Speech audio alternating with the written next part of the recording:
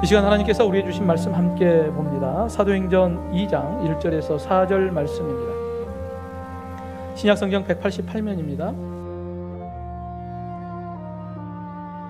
오순절 날이 이미 이름에 그들이 다 같이 한 곳에 모였더니 호련히 하늘로부터 급하고 강한 바람 같은 소리가 있어 그들이 앉은 온 집에 가득하며 마치 불의 혀처럼 갈라지는 것들이 그들에게 보여 각 사람 위에 하나씩 임하여 있더니 그들이 다 성령의 충만함을 받고 성령이 말하게 하심을 따라 다른 언어들로 말하기를 시작하니라.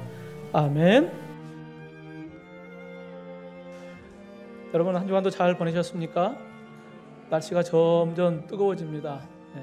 우리의 심령이 뜨거워지고 성령이 충만하기를 주님의 이름으로 축원합니다. 오늘 말씀을 준비하면서 문득 어렸을 때 생각을 좀 해봤어요. 초등학교 1, 2학년 때인 것 같아요. 어머니와 함께 시장에 갔다가 그날은 참 기분이 좋았던 날이에요. 바나나들을 먹고 택시를 타고 집에 들어왔거든요. 지금 친구들이야 뭐 바나나 먹은 게 별거인가, 택시 탄 거 별거인가 할 수 있겠지만 초등학교 1학년 때 바나나 먹어본 친구들이 거의 없었거든요. 그러니까 바나나를 먹었다는 것만으로도 저에게는 큰 경험이었고, 그날 집에 올 때 버스 안 타고 택시 타고 왔다는 것이 저에게는 큰 기쁨이어서 지금도 그날을 잊지 못하고 기억을 합니다. 그때 친구들에게 바나나 먹어봤니? 아무도 먹어본 친구 없고, 바나나 말이야 아무리 설명해도 알지 못하더라고요. 여러분, 먹어봐야 맛을 아는 거예요. 여러분, 바나나 먹어본 사람은 이해가 됐죠. 안 먹어본 사람은 아무리 말로 설명해도 이해가 안 되는 거예요. 여러분, 육에 속한 사람이 성령의 이야기하면, 성령을 경험해보지 못하면 이해가 안 되는 거예요. 그냥 세상 속에 살던 사람이 예수님 이야기하면 그들은 왜 예수님을 믿어야 되는지 알지 못하죠. 근데 육에 속한 사람이 성령의 능력을 경험하면, 야, 성령의 맛은 세상의 거가 다르구나. 세상 속에 살던 사람이 예수님 만나면, 야, 예수님을 믿고 사는 것이 얼마나 큰 복인가 라고 하는 것을 깨닫게 되죠. 그건 말로 해서 이해가 되는 게 아니라 직접 경험을 봐야, 그래야 이 맛으로 신앙생활을 하고 이 맛으로 성령의 능력을 의지하며 사는구나 하는 것을 우리가 깨닫게 됩니다. 여러분, 2000년 전 오순절 마가의 다락방에서 이 성령의 임재하심을 맛보았던 제자들은 어떤 느낌이었을까 하는 생각을 해봅니다. 부활의 예수님께서 승천하실 때 제자들에게 지상명령을 말씀하죠. 사도행전 1장 8절에 성령이 너에게 임하시면 성령이 너에게 올 거야. 그러면 너희가 권능을 받을 거야. 권세와 능력을 통하여서 땅끝까지 너희가 복음을 전하는 증인이 될 거야 라고 하는 말씀을 하거든요. 그리고 오늘 본문 1절에 오순절 날이 이미 이름에 그들이 다 같이 한 곳에 모였더라. 왜 모였을까요? 제자들이 예수님께서 성령을 보내주시겠다고 하는 그 약속을 붙잡고 그들은 마가의 다락방에 함께 모였습니다. 제자들이 예수님의 약속의 말씀을 믿고 모였지 그곳에 침묵하려고 모인 것이 아니에요. 그들이 한 곳에 모일 수 있었던 것은 주님의 약속이었습니다. 그리고 그들이 함께 모여서 했던 행동이 사도행전 1장 14절에 보면 마음을 같이하여 오로지 기도에 힘썼다. 마음을 같이 했다는 거예요. 한 마음으로 함께 모여 기도함으로 성령을 기다렸던 초대교회의 제자들의 모습을 우리가 보게 됩니다. 성도 여러분, 오늘 예배하는 저와 여러분, 2000년 전 예수님의 제자들과 같이 우리가 하나님의 약속의 말씀을 믿음으로 붙잡고 한 곳에 모여서 한 마음으로 함께 기도하며 예배하는 이곳에 성령의 임재하심과 성령의 충만함이, 그리고 성령의 능력이 우리 안에 충만하기를 주님의 이름으로 축원합니다. 이를 위해 내가 예수 믿는 믿음의 성도라는 것이 우리에게는 큰 확신이 있어야 돼요. 내가 예수 믿는 믿음의 성도라고 하는, 내가 예수 믿고 구원받은 하나님의 자녀라고 하는 이 믿음의 확신이 우리 안에 있어야 됩니다. 여러분, 사도행전 2장 38절에 보면 베드로가 이르되 너희가 회개하여 각각 예수 그리스도의 이름으로 세례를 받고 죄 사함을 받으라. 그리하면 성령의 선물을 받으리라 라고 말씀해요. 예수를 믿는 믿음의 사람에게 성령을 선물로 주신다라는 거예요. 달리 이야기하면 예수 안 믿는 사람에게는 성령을 받을 수가 없다라고 하는 말씀이기도 합니다. 여러분, 우리가 예수님을 믿는 저와 여러분은 육에 속한 삶이 아니라 이제 성령께서 우리 안에 들어와 성령과 함께하는 삶이다. 믿으시면 아멘 합시다. 이게 내가 막 성령 안에서 내가 살아야지 나의 의지가 아니라 예수님이 내 안에 들어오셔서 예수님을 믿는 믿음의 사람들에게만 허락하신 성령의 임재하심입니다. 여러분, 이 믿음의 확신을 가지고 우리가 성령 안에서 능력의 삶을 살아갈 때 그것이 바로 온전한 그리스도인의 삶의 모습이 됩니다. 그리고 온전한 그리스도인의 삶의 모습은 옛사람의 모습에서 벗어난 새로운 삶의 모습으로 바뀌어가요. 여러분, 오늘 본문에서 성령의 임재하심과 성령의 충만함을 받았던 예수님의 제자들의 삶이 어떻게 변화되어 가고 있는지를 우리가 함께 보려고 합니다. 먼저 성령의 임재 안에서 영의 귀가 열리고 주의 음성을 듣게 됩니다. 여러분, 오순절이 이르렀고 마가의 다락방에 제자들이 모였어요. 한 마음으로 간절히 기도합니다. 그때 호련히 하늘로부터 급하고 강한 바람 같은 소리가 그들에게 들려와요. 오늘 본문 2절에 보면 호련히 하늘로부터 급하고 강한 바람 같은 소리가 있어 그들이 앉은 온 집에 가득하였다. 제자들이 앉아있는 이 마가의 다락방에 성령의 소리가 들리기 시작한 거예요. 그게 어떻게요? 급하고 강한 바람의 소리로 그들에게 찾아온 것입니다. 예수님께서 약속했던 성령의 임재하심, 성령의 세례가 바로 그날 그곳에서 일어났던 것입니다. 여러분, 예수님께서 부활하셔서 승천하기 전에 제자들을 다 불러 모아놓고 말씀해요.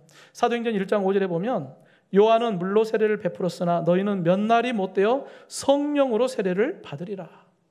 성령 세례를 너희가 받게 될 것이다 라고 했던 그 약속의 말씀이 바로 오순절 이 마가의 다락방에서 일어나는 거예요. 급하고 강한 바람의 소리가 그들에게 들려왔고 그날 성령이 그들에게 임재하였고 그들이 성령의 세례를 받게 된 것입니다. 여러분, 내가 성령 세례를 받으려면 그럼 나도 막 귀에서 급하고 강한 바람 소리가 들려와야 되네? 아니에요. 그것은 그냥 현상일 뿐입니다. 여러분, 주님께서 약속하신 말씀은 예수 믿는 믿음의 사람들에게 성령을 주시겠다라고 했던 이 약속이 본질이지, 성령이 뭐 바람 소리로 나에게 들려와야지만이 성령이 내 안에 들어왔네 이렇게 생각하는 것은 그냥 그것은 본질이 아닌 하나의 현상일 뿐이거든요. 여러분, 성령의 임재의 역사는 주님께서 약속하신 그 약속대로 이루어지는 거예요. 그러니까 우리는 전적인 예수님의 이 약속의 사역을 보고 있는 거예요. 아, 예수님이 약속하신 사역이 저렇게 바람과 같은 소리로 성령이 임하기도 하는구나. 하나의 모습이기도 하는 것입니다. 그러니까 여러분, 우리가 기억해야 할 것은 내가 예수님 믿고 예수님의 약속대로 성령이 내 안에 들어와 계신다라고 하는 이 약속의 말씀을 믿음으로 붙잡아야지, 나는 강한 바람의 소리 들어본 적 없는데 나는 성령이 내 안에 없는가 보다 이렇게 생각하는 것은 이건 본질에서 벗어나는 거예요.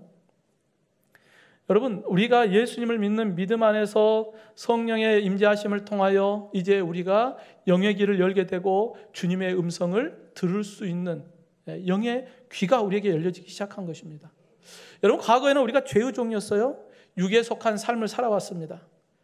하지만 예수님을 믿고 우리가 죄로부터 구원받고 성령이 내 안에 들어오셔서 우리가 성령께서 내 안에 임재하심으로 목자의 음성을 들을 수 있는 영의 귀를 열어주셨어요. 여러분, 우리가 목자의 음성을 듣고 그 양떼들은 목자를 따라서 움직이기 시작합니다. 성경에서 많이 비유되는 말씀이죠. 우리가 하나님의 말씀을 듣고 그 말씀을 따라 순종하며 살아가는 이 삶의 모습도 바로 성령의 소리를 우리가 듣고 영의 귀를 열어서 주님의 음성을 들을 수 있는 그 귀가 우리에게 열렸기 때문에 가능한 거예요. 여러분, 양의 특징을 우리가 한번 생각을 해보십시오. 양은 주인의 음성만 들어요. 건기가 되면 이제 풀이 주변에 없으니까 멀리 양떼를 몰고 나가서 풀이 있는 곳으로 갑니다. 그때 뭐 목자가 혼자이겠습니까? 여러 목자들이 함께 자기들의 양을 이끌고 건기니까 멀리 풀이 있는 곳으로 가겠죠. 낮에는 양떼들을 풀어서 풀을 먹이지만 밤이 되면 울타리 안으로 다 모아요. 왜냐하면 맹수들이 있고 도둑들이 있으니까 자기 양들을 지키기 위해서 울타리 안으로 다 넣습니다. 그러면은 각각의 목자들이 데리고 왔던 그 양들이 한 울타리 안으로 다 들어가겠죠. 그리고 이제 시간이 지나서 날이 새면 이제 그 울타리 안에 있는 양떼들을 풀어주겠죠. 그때에 이 양떼들이 움직일 때에 자기 목자의 음성에 반응을 하는 거예요. 여러 목자들이 있지만은 자기 양떼만 그 목자의 음성을 기억하고 거기에 반응을 하거든요. 다른 목자가 부르면 꿈쩍도 안 해요. 왜냐하면 내 목자가 아니기 때문에 그렇습니다. 그래서 양들은 반드시 자기의 목자의 음성에만 반응을 하게 되어 있어요. 성도 여러분, 우리의 선한 목자 되신 주님, 우리도 주님의 그 목소리에 반응해야 되지 않겠어요? 근데 우리는 자꾸 세상의 소리에 반응할 때가 많아요. 목자 되신 주님은 말씀하지 않은데 우리는 자꾸 세상의 소리에 귀를 기울이고 세상에 반응하고 옛사람의 모습, 육에 속한 삶의 모습으로 반응할 때가 참 많이 있습니다. 우리가 정말 선한 목자 되신 주님의 양이라고 한다면 우리가 선한 목자 되신 주님의 음성에만 반응해야 되는데 우리의 연약한 부분들을 우리가 보게 되죠. 여러분, 가데스 바네아에서 12정탐꾼 사건을 생각해 보면 이스라엘 백성들이 출애굽을 하고 가데스 바네아에서 들어갈 수 있는 좋은 기회가 주어졌는데 이 10명의 정탐꾼들이 부정적인 보고를 하죠. 그래서 그 부정적인 보고를 들었던 이스라엘 백성들이 하나님을 원망합니다. 야, 애굽으로 다시 돌아가자. 아니, 이곳에서 차라리 죽자. 하나님을 원망하는 그러한 소리에 결국은 그들이 40년 광야를 통하여서 출애굽을 할 때 1세대, 즉 부모 세대들은 광야에서 다 죽게 됩니다. 왜 그와 같은 일이 일어났을까요? 주의 음성에 귀를 기울이지 않고 세상 소리에 귀를 기울였기 때문에 그래요. 불신의 소리에 귀를 기울였기 때문에 그들이 불신의 반응을 보였던 거예요. 여러분, 우리가 성령 안에서 영의 귀를 열고 주님의 음성에 귀를 기울인다는 것이 얼마나 귀한가 우리가 생각해 보면 바로 주님의 음성을 들을 수 있는 귀가 우리에게 있다는 것, 이것이 우리에게 큰 복임을 여러분 기억하기를 주님의 이름으로 축원합니다. 로마서 8장 9절에 만일 너희 속에 하나님의 영이 거하시면 너희가 육신에 있지 아니하고 영에 있나니 누구든지 그리스도의 영이 없으면 그리스도의 사람이 아니라. 여러분, 예수님을 믿고 그리스도의 영이 내 안에 들어와 계셔야 그리스도인인 거예요. 근데 내가 예수님을 믿지 않아. 그러면 성령이 내 안에 들어와 계시지 않겠죠. 성령이 내 안에 들어오지 않으면 우리는 그리스도인이 아닌 거예요. 그러게 오늘도 우리가 예수님을 믿는 믿음 안에서 성령, 하나님의 영이 내 안에 들어와 계시고 내가 그리스도인답게 살아갈 수 있도록 늘 성령의 소리에 귀를 기울이고 목자 되신 주님의 음성에 귀를 기울이고 산다는 것이 우리에게 큰 복인 것입니다. 언제나 성령의 인도하심을 따라 사는 그 길이 바로 푸른 풀과 쉴 만한 물가로 나아가는 길이기 때문이죠. 성령의 사람들이요, 지금도 과거 육성에 귀를 기울이고 살아가고 있지는 않습니까? 내 감정이나 내 가치관이나 내 환경의 소리에 우리가 귀를 기울이고 잘못된 길을 걷고 있지는 않습니까? 우리는 주님께 속한 그리스도인입니다. 그러기에 영의 귀를 열고 선한 목자 되신 주님의 음성에 귀를 기울이고 우리가 가야 할 생명의 길, 선한 길로 나아가는 저와 여러분 되기를 주님의 이름으로 축원합니다. 또한 성령의 충만함으로 우리의 영의 눈을 열어서 주님이 보게 하셔요. 여러분, 오순절 마가의 다락방에 급하고 강한 바람 같은 소리가 있어서 성령이 그들에게 임재하셨어요. 근데 거기서 끝나는 게 아니라 이 120명의 제자들의 눈에는 놀라운 광경이 펼쳐집니다. 오늘 보면 3절 4절에 보면 마치 불에 혀처럼 갈라지는 것들이 그들에게 보여 각 사람 위에 하나씩 임하여 있더니 그들이 다 성령의 충만함을 받았다라고 말씀하고 있어요. 그들이 영의 눈이 열려서 그들이 보았던 게 뭐예요? 불의 혀 같은 것들이 갈라져서 각 그곳에 모인 한 사람 한 사람 머리 위에마다 성령의 충만함의 역사가 일어나는 것을 그들이 보았어요. 이건 영의 눈이 열려야 볼 수 있는 거예요. 육에 속한 사람들은 볼 수 없는 놀라운 광경이죠. 여러분, 오늘 본문에 보면 두 가지의 이야기가 나와요. 하나는 성령의 임재, 성령의 세례에 대한 이야기, 또 하나는 성령의 충만함에 대한 이야기를 말씀하고 있어요. 여러분, 이 두 가지의 의미가 어떤 차이가 있을까요? 내가 예수님을 믿고 하나님의 자녀가 되면 성령이 우리 안에 들어오셔요. 그래서 그 성령이 우리 안에 들어오시면 그분이 우리 안에서 내주하셔요. 그리고 그분은 항상 우리와 함께 하셔요. 세상 끝날까지 너희와 항상 함께 하겠다라고 하는 그 약속의 말씀처럼 성령께서 항상 우리와 함께 하십니다. 성령의 임재요. 성령의 세례를 받은 사람들은 성령이 함께 하십니다. 그런데 여러분, 성령의 임재하심은 내가 인정하는데 문제는 성령께서 내 안에 들어와 계시는데 우리가 정말 그리스도인답게 사느냐? 그러지 못할 때가 참 많잖아요. 내가 예수 믿는다고 하면서도 예수님을 믿는 믿음의 삶을 살지 못할 때가 있어요. 하나님이 원하는 생각을 하지 못하고 하나님이 원하는 삶의 행동을 하지 못할 때가 참 많이 있습니다. 왜 그럴까? 성령이 내 안에 들어와 계시는데도 왜 우리는 온전한 그리스도인의 삶을 살지 못할까? 여러분, 믿음의 사람 사도 바울도 이와 같은 고민과 갈등을 했었어요. 로마서 7장 24, 25절에 보면 오라 나는 공고한 사람이로다. 이 사망의 몸에서 누가 나를 건져내랴. 우리 주 예수 그리스도로 말미암아 하나님께 감사하리로다. 그런즉 내 자신이 마음으로는 하나님의 법을, 육신으로는 죄의 법을 섬기노라. 그러니까 믿음 좋은 사도 바울도 두 가지의 마음이 있는 거예요. 하나님의 법대로 살아야지, 그리스도인답게 살아야지. 그런데 문제는 육신의 죄의 법을 쫓아 살 때가 있다는 거예요. 이거 아닌데 알면서도 또 그 길을 선택하는 이러한 모습이 사도 바울의 삶 가운데서도 늘 고민이 됐던 거예요. 하물며 우리는 안 그러겠습니까? 내가 그리스도인이니까 그리스도인답게 살아야지 결단하면서도 여전히 세상의 소리에 귀를 기울이고 살아갈 때가 있죠.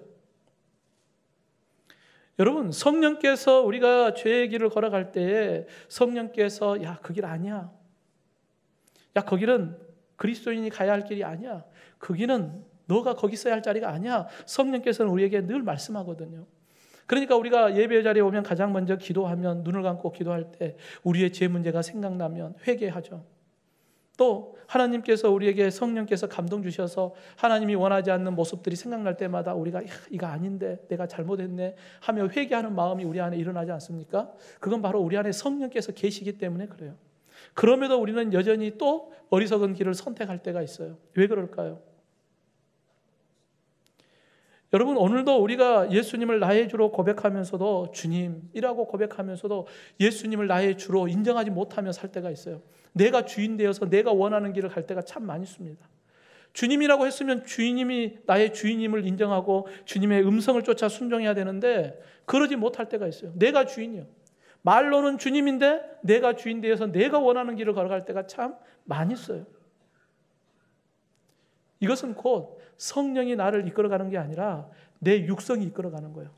내 옛사람이 이끌어가는 거예요. 여전히 우리가 육성을 가지고 살고 있기 때문에 이 육성을 쫓아 습관적으로 하나님이 원하지 않는 길을 선택할 때가 참 많이 있습니다. 그때마다 우리가 해야 될 게 뭐겠습니까? 나의 주인이 주님이심을 인정하고 나의 주권을 인정하는 거예요. 그분에게 넘기는 거예요. 주님이 나의 주인이심을 인정만 하지 말고 내 모든 삶을 그분께 맡기는 삶이 필요합니다. 그게 바로 성령 충만입니다. 성령이 충만하여 나의 주인 되어주는 거예요. 여러분, 사도행전 7장에 보면 초대교회 7 집사님 가운데 한 분이었던 스데반 집사님이 돌에 맞아 순교하는 장면이 기록되어 있습니다. 그때 그 7장의 마지막 부분 55, 56절에 보면 스데반이 성령 충만하여, 무엇이 충만하여? 성령이 충만하여 하늘을 우러러 주목하여 하나님의 영광과 및 예수께서 하나님 우편에 서신 것을 보고 보았어요. 영의 눈이 열려서 보았습니다. 하늘이 열리고 인자가 하나님 우편에 서신 것을 보게 됩니다. 이것은 여러분 성령 충만하여 영의 눈이 열리고 그것을 본 거예요. 성령이 충만하지 않으면 볼 수가 없는 거예요. 영안이 열리지 않으면 볼 수 없는 놀라운 것입니다. 여러분, 인간에게 가장 두려움이 뭐예요? 죽음이라고 하는 게 가장 두렵지 않습니까? 스데반은 지금 죽음 앞에 있는 거예요. 돌에 맞아 죽는 그 위기의 상황 가운데서도 예수님을 부인하지 않고 끝까지 믿음을 지켰어요. 어떻게 그럴 수 있었을까? 자신의 의지로요? 아니에요. 인간의 의지는 죽음 앞에서는 모든 것을 포기해버려요. 우리가 잘 아는 베드로도 닭이 울기 전 3번 예수님을 모른다고 부인하잖아요. 저주까지 하지 않습니까? 성령이 이끌어주지 않으면 내 믿음 지키는 것도 쉽지 않습니다. 근데 성령이 충만하니까 스데반 집사님은 마지막 돌에 맞아 순교하는 그 시간까지도 끝까지 믿음을 지켜요. 베드로 사도도 성령이 충만하니까 마지막에 십자가에 거꾸로 매달려 죽는 그 순교의 길을 걸어가지 않습니까? 이건 인간의 의지로 가는 게 아니에요. 성령께서 우리를 이끌어 주셔야 그리스도인의 길을 걸어갈 수 있는 것입니다. 디모데전서 4장 5절에 하나님의 말씀과 기도로 거룩하여짐이라 라고 말씀하고 있습니다. 우리가 어떻게 성령 충만할까? 어떻게 온전한 그리스도인의 삶을 살아갈까? 어떻게 주님의 음성을 쫓아 주의 길을 걸어갈 수 있을까? 여러분, 우리의 힘으로 할 수 없으니까 성령을 의지하고 성령의 충만함을 받아서 우리가 주의 길을 걸어가야 되는데 어떻게 할까? 어떻게 해요? 하나님의 말씀과 기도로 거룩하여진다. 거룩하다는 게 뭐예요? 구별된다는 거예요. 세상 사람과 구별된 온전한 길을 걸어갈 수 있다는 것은 오직 하나님의 말씀과 기도로 우리가 성령 충만하여 주의 길을 걸어갈 수 있음을 여러분 믿으시기를 주님의 이름으로 축원합니다. 그러니까 우리가 늘 하나님의 말씀의 자리를 가까이 해야 하고 기도의 자리를 가까이 해야 합니다. 여러분, 예배의 자리가 바로 하나님의 말씀의 자리이기도 하고 기도의 자리이지 않습니까? 그러니까 성령이 충만하려면 예배의 자리를 가까이 해야 돼요. 예배 자리를 멀리 하면서 내가 성령 충만하기를 원한다, 쉽지 않습니다. 오히려 육성이 충만해져요. 옛사람이 충만하여서 목자의 음성, 주님이 보여주시는 그 길을 걸어가는 게 아니라 주님을 바라보지 못하고 세상 바라보고 가는 어리석은 모습이 우리의 모습이 될 수 있는 것입니다. 성령의 사람들이여, 내 삶의 참주인 되신 주님께서 나의 주인 되심을 인정하고 내 삶의 모든 주권을 양도할 수 있기를 주님의 이름으로 축원합니다. 성령의 충만함을 통하여 나의 영의 눈이 열리고 주님을 바라보고 믿음의 길, 생명의 길을 걸어가는 저와 여러분 되기를 주님의 이름으로 축원합니다. 마지막으로 성령의 인도하심을 따라 영의 입을 벌려 복음을 선포하는 자가 돼요. 여러분, 예수님은 제자들에게 성령의 임재하심과 충만함을 통하여 너희가 권능을 받으면 뭐 하라는 거예요? 내 증인 되라. 어디까지요? 땅끝까지. 여러분, 우리 교회 2024년 교회 포효가 무엇입니까? 일어나라, 가라, 선포하라거든요. 여러분, 예수님께서 제자들에게 나의 증인 되라, 쉽게 말하면 복음 전하라, 이 말이거든요. 여러분, 복음을 전하려면 반드시 성령께서 임재하셔야 돼요. 그리고 성령께서 능력 주셔야 돼요. 그래야만 복음을 전할 수 있습니다. 성령을 안 받고 어떻게 복음을 전해요? 내가 예수 안 믿고 어떻게 복음을 전할 수 있겠습니까? 주님이 주신 능력을 의지하여 나아가 복음을 전해야 하는 것이죠. 여러분, 오늘 본문 4절에 보면 그들이 다 성령의 충만함을 받고 성령이 말하게 하심을 따라 다른 언어들로 말하기를 시작하였다라고 기록하고 있습니다. 여러분, 오순절 마가의 다락방에서 성령이 임재하시고 난 이후에 가장 첫 번째 일어난 사건은 언어의 사건이었어요. 말의 사건이었습니다. 놀라운 말의 역사가 일어났어요. 그날 마가의 다락방에 모인 제자들이 성령이 충만하여 그들의 삶의 변화가 말부터 시작이 됐습니다. 그래서 제자들은 다른 언어들로 말하기 시작하였다. 이거는 방언을 이야기하는 게 아니에요. 오순절을 맞이하여서 각 나라에 흩어져 있던 유대인들이 다 예루살렘으로 모였어요. 그러면 각 나라에 흩어졌던 사람들이 다 각각의 나라의 언어들을 사용했겠죠. 근데 이 오순절 마가의 다락방에 모였던 제자들이 성령이 충만하니까 각각의 언어로 말하기 시작한 거예요. 각 나라의 말들을 하기 시작한 거예요. 한 번도 배운 적이 없는 언어인데 그들은 그 말을 하기 시작한 거예요. 그건 인간의 의지로 되는 게 아니죠. 제자들의 능력이 아니었어요. 성령의 충만함을 통하여 능력을 주셔서 그들이 각각의 언어로 말하는 놀라운 역사가 일어나요. 그때 그 제자들의 모습을 보았던 이곳 각 나라에서 왔던 유대인들은 놀라워하는 그런 모습을 봅니다. 이게 바로 성령의 역사예요. 성도 여러분, 성령이 충만하고 성령께서 우리의 입술을 주관하면 성령께서 우리를 통하여 말하게 하셔요. 내가 생각하는 건 내가 원하는 말이 아니라 성령께서 내 입술을 통하여 말하게 하셔요. 여러분, 말이라고 하는 게 어떤 거예요? 내 생각이 있고 내 마음속에 있는 것, 이것이 입술을 통하여 말로 표현이 되는 거거든요. 그러니까 저 사람이 말을 하는 걸 들어보면 저 사람의 성격은 어떻고 저 사람은 가치관이 어떻고 이런 부분들을 우리가 어느 정도 알 수 있지 않습니까? 근데 과거에 우리의 모습은 죄악으로 가득했어요. 육성으로 가득했어요. 그러니까 입에서 나오는 말들은 다 육에 속한 말들만 쏟아냈겠죠. 근데 성령이 임재하시고 성령이 충만하면 그 안에서 성령이 말하게 하심으로 우리의 말들이 달라지는 거예요. 이제는 옛 세상 사람의 모습이 아니라 내 안에 성령께서 거룩한 말을 하게 하는 거예요. 그러니까 우리의 말이 변화되는 거예요. 성령이 충만하면 우리의 말이 바뀌게 되어 있어요. 왜요? 내 마음이 이미 바뀌어 있기 때문에 그래요. 우리의 생각이 이미 바뀌어 있기 때문에 우리의 입에서 고백되는 말들이 다 성령이 원하는 말들로 우리의 입술을 선포하게 되어 있습니다. 그래서 11절에 보면 우리가 다 우리의 각 언어로 하나님의 큰 일을 말함을 듣는도다. 하나님의 큰 일을 말하는 걸 그들이 듣기 시작합니다. 그게 뭘까요? 바로 복음인 거예요. 그들이 복음을 듣기 시작합니다. 여러분, 사도행전 4장 8절에 보면 베드로가 성령이 충만하여 다시 그때 당시 종교 지도자들 앞에서 끌려가서 이렇게 재판을 받을 때 이 베드로와 요한이 이 종교 지도자들 앞에서 담대하게 말을 하기 시작하거든요. 예수는 그리스도시다, 복음을 선포하기 시작합니다. 그때 종교 지도자들이 이 베드로와 요한의 말함을 듣고 반응을 어떻게 하냐면, 그들이 베드로와 요한이 담대하게 말함을 보고 그들을 본래 학문 없는 범인으로 알았다가 이상히 여기며 비난할 말이 없어졌다.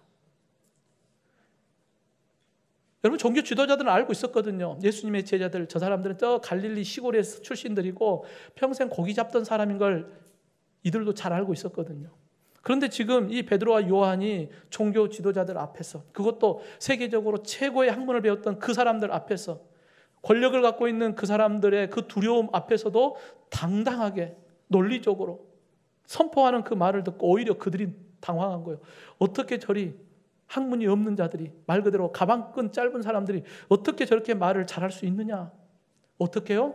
성령이 충만하여. 성령이 충만하여 그들의 입에서 어떤 말을 할 것인가? 성령께서 역사하셨던 것을 우리가 보게 됩니다. 여러분, 주말에 우리 금내가 전도대원들이 전도하러 나아갑니다. 전도하러 가기 전에 함께 모여서 함께 하나님의 말씀 듣고 함께 기도하고 그리고 나아갑니다. 왜요? 우리의 능력으로 할 수 없는 것 잘 알기 때문에 그래요. 그래서 하나님의 말씀과 기도로 성령의 충만함을 가지고 성령의 능력을 의지하여 나아가 전도하는 거예요. 여러분, 우리가 말 잘하면 저 사람이 예수 믿는다? 안 그래요. 전도해서 우리가 그 사람과 논리적으로 막 따져서 이기면 그 사람들 교회 나올 것 같죠? 안 그래요. 논리에서 지면 기분 나빠서 교회 안 와요. 이기면 이겼으니까 안 나와요. 결국은 안 나와요. 그러니까 우리가 말 잘한다고 해서 전도가 잘한다? 아니에요. 성령께서 내게 능력 주시고 성령께서 그 마음을 만져주셔야 우리가 전하는 짧은 말이어도, 별 볼 일 없는 말이어도 그래도 그 말에 그들이 예수님을 만나고 주께로 돌아오는 구원의 역사가 일어나는 것입니다. 이건 인간의 능력이 아니라 성령의 충만함을 통하여 성령의 역사임을 여러분 믿으시길 주님의 이름으로 축원합니다. 우리가 어떻게 담대하게 복음을 전할 수 있을까? 고린도전서 2장 4절 5절에 사도 바울은 이렇게 이야기합니다. 내 말과 내 전도함이 설득력 있는 지혜의 말로 하지 아니하고 다만 성령의 나타나심과 능력으로 하여 너희 믿음이 사람의 지혜에 있지 아니하고 다만 하나님의 능력에 있게 하려 하였노라 말씀합니다. 여러분, 이 모든 것이 성령의 능력이요, 성령께서 내게 주신 그 능력을 통하여 우리가 입술을 벌려 말할 때 성령께서 우리를 사용하고 계신다는 것을 여러분 믿으시기를 주님의 이름으로 축원합니다. 여러분, 미국 심리학자였던 엘버트 메러비안 교수가 언어적 내용과 비언어적 내용의 비율을 연구했어요. 이게 어떤 사람에게 이야기를 의사소통을 할 때 어떻게 의사소통을 전달하는 것이 가장 효율적이냐라는 거였어요. 그래서 언어적인 요소, 즉 글씨를 써서 전달을 하면 한 7% 전달이 되고, 청각적으로 말이나 이런 언어를 통하여서 하면 38%, 근데 시각적으로 표정이나 몸짓이나 행동을 통하여서 전달하면 55%. 그래서 이제 7대 38대 55라는 비율로 메러비안 법칙이라고 이야기를 하는데, 쉽게 말하면 나는 당신을 사랑합니다라고 이야기할 때 글로 써서 전달하면 전달이 적다는 거죠. 말로 당신을 사랑합니다라고 하면 그게 조금 더 전달은 되겠지만 완전하게 전달이 되지 않는다는 거예요. 그럼 어떻게 해요? 그 사람을 만나서 내 얼굴 표정과 몸짓과 또 사랑하는 이러한 눈빛과 이러면서 당신을 사랑합니다 하면 그 사람이 저 사람 정말 나를 사랑하는구나 라고 느낀다는 거예요. 근데 한편으로는 입술로는 당신을 사랑합니다 그리고 한쪽 다른 데를 본다든지 다른 행동을 하면 어떻게 느껴요? 저 사람 나를 사랑하지 않네 라는 거예요. 여러분, 우리가 누군가에게 복음을 전할 때 우리가 말과 표정과 몸짓과 눈짓과 다 동원해서 복음을 전하지만 인간은 한계가 있습니다. 바로 성령이 도와주셔야 돼요. 성령의 충만함으로 성령의 역사가 그 가운데 일어날 때 우리가 성령의 충만함을 통하여 복음을 전할 때 놀라운 하나님의 구원의 역사가 저와 여러분을 통하여 일어나게 되는 것입니다. 성령의 사람들이요, 과거 우리는 죄의 종이요 타락한 육성을 가지고 살았던 사람입니다.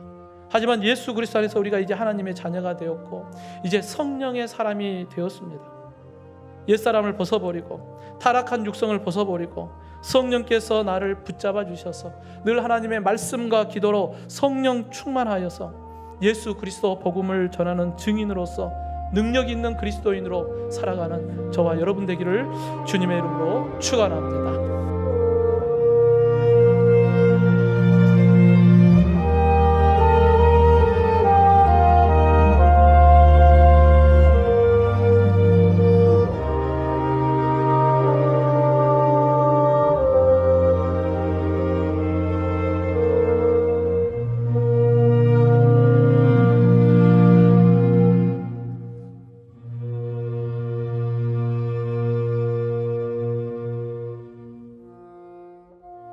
오순절 날이 이미 이름에 그들이 다 같이 한 곳에 모였더니 호련히 하늘로부터 급하고 강한 바람 같은 소리가 있어 그들이 앉은 온 집에 가득하며 마치 불에 혀처럼 갈라지는 것들이 그들에게 보여 각 사람 위에 하나씩 임하여 있더니 그들이 다 성령의 충만함을 받고 성령이 말하게 하심을 따라 다른 언어들로 말하기를 시작하니라. 아멘.